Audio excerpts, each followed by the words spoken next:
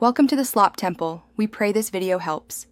In this video, I will show how to use Yardi Voyager, easy method. Open Yardi and log in, then navigate the dashboard to access units, tenants, leases, and reports. Start with a quick property search, open a unit record, and update tenant details.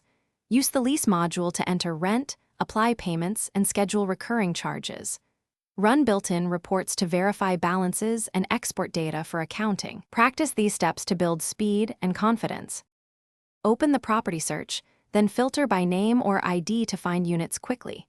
Check tenant ledgers for outstanding charges, apply payments, and post receipts correctly.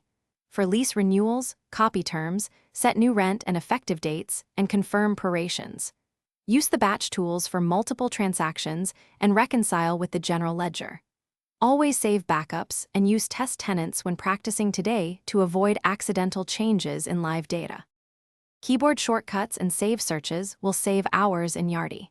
Use global search, pin frequent reports, and set user preferences for default views.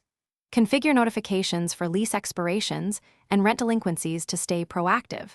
Learn the import templates for tenant and lease data to speed bulk entries and reduce errors. Schedule nightly exports for backups and audit trails, and regularly review user permissions to maintain security and compliance. Thanks for watching.